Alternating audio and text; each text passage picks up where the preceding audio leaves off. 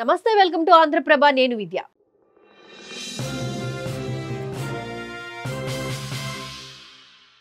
ప్రస్తుతం దేశవ్యాప్తంగా చర్చనీయాంశంగా మారిన అంశం ఈసారి జరగబోయే సెన్సస్ తో పాటే కులగణన సర్వే చేయనున్నట్లు సెంట్రల్ గవర్నమెంట్ ఇప్పటికే ప్రకటించింది.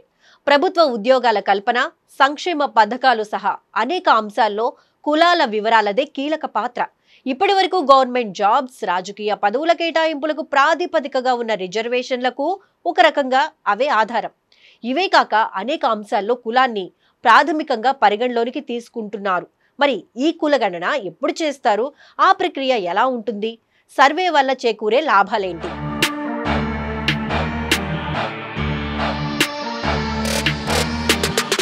మన దేశంలో 80కి పైగా మతాలు, 3000కు పైగా కులాలు, 25,000కు పైగా ఉపకులాలు ఉన్నాయి. 40 లక్షలకు పైగా కులాల పేర్లు, భిన్న జాతులు, భిన్న సంస్కృతులు, మరెన్నో సాంప్రదాయాలు భారత్ సొంతం. అందుకే భారత్ను భిన్నత్వంలో ఏకత్వం అని అంటారు. ప్రపంచంలో ఎక్కడా లేని విధంగా ఇక్కడ అధిక సంఖ్యలో కులాలు, మతాలు ఉన్నాయి. ప్రజాస్వామ్య దేశాలన్నింటిలోనూ భారత్లోనే అతి పెద్ద కుల వ్యవస్థ ఉంది. అందుకే రాజకీయ పార్టీలన్నీ ఏళ్ల తరబడి కుల గణనపై చర్చకు తెరతీస్తున్నాయి. ఈ నేపథ్యంలోనే మోదీ సర్కారు సైతం సంచలన నిర్ణయం తీసుకుంది. దేశంలో త్వరలో మొదలయ్యే జనాభా లెక్కల సేకరణతో పాటు కులగణన చేపట్టాలని నిశ్చయించింది. ఈ సంవత్సరం లేదా 2026 ఆరంభంలో సెన్సస్ లో భాగంగా ఈ ప్రక్రియ చేపట్టే అవకాశం కనిపిస్తోంది. దేశంలో చివరిగా 2011లో జనాభా లెక్కలు జరిగాయి. సాధారణంగా 10 ఏళ్లకోసారి జనాభా లెక్కలు జరుగుతాయి. దీని ప్రకారం 2020లోనే ఈ ప్రక్రియ ప్రారంభించాల్సి ఉండగా కరోనా మహమ్మారి కారణంగా జనగణన వాయిదా పడింది. దీంతో ఎప్పుడు నిర్వహించాలనే విషయంపై స్పష్టత లేకుండా పోయింది.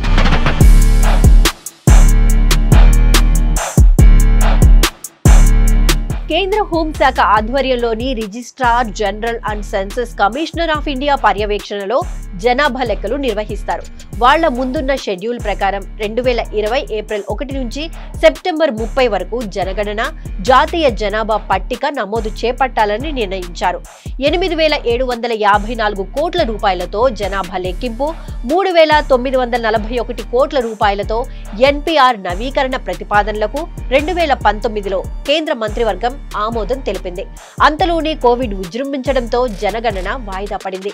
అప్పటి నుంచి జనగణన ఎప్పుడు చేయాలనే అంశంపై కేంద్ర హోంశాఖ ఏం ప్రకటన చేయలేదు. సరైన సమయంలో నిర్వహిస్తామని కొన్ని సందర్భాల్లో చెప్పినా స్పష్టత మాత్రం ఇవ్వలేదు.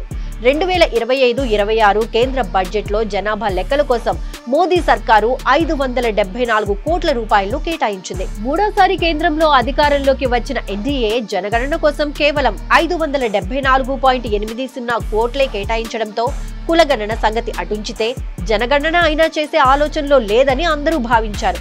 కానీ తాజా ప్రకటన నేపథ్యంలో రానున్న బడ్జెట్లో జనగణనతో పాటు కులగణనకు సమూలమైన బడ్జెట్ కేటాయించనుందని విశ్లేషకులు అభిప్రాయపడుతున్నారు. జనగణనతో పాటు ఎన్పిఆర్ నిర్వహణ కోసం 13,000 కోట్ల రూపాయలు ఖర్చవుతుందని అంచనా వేస్తున్నారు.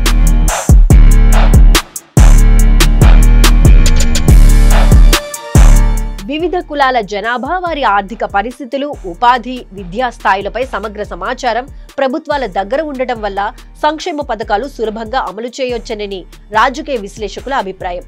ప్రభుత్వ విధానాలు రూపకల్పన చేయడం కూడా సులభమవుతుంది. సామాజిక సామరస్యతను బలోపేతం చేయడంతో పాటు రిజర్వేషన్లు, సంక్షేమ పథకాలను మరింత పకడ్బందీగా అమలు చేసేందుకు మార్గం సుగమమవుతుందని ఆర్థిక నిపుణులు అభిప్రాయపడుతున్నారు. జనాభా లెక్కలతో పాటు కుల గణనను పారదర్శకంగా నిర్వహించాలని కేంద్రం నిర్ణయించడం వెనుక చాలా కారణాలు, రాజకీయ ఉద్దేశాలు, సామాజిక అవసరాలు ఉన్నాయి. ఇది ఒక రకంగా వెనుకబడిన వర్గాలకు మరింత మేలు చేకూరే అవకాశం ఉంది. ఇక్కడే మరో విశేషం కూడా ఉంది. ఈ జనగణన ఎప్పుడు చేసినా మొదటి డిజిటల్ సర్వేగా నిలవనుంది. ఈసారి సర్వే డిజిటల్ గానే చేయాలని కేంద్రం ఇప్పటికే నిర్ణయించడమే అందుకు ప్రధాన కారణం. అంటే దేశ పౌరులు స్వయంగా వివరాలు నమోదు చేసుకునే అవకాశం కల్పించనున్నట్లు సమాచారం.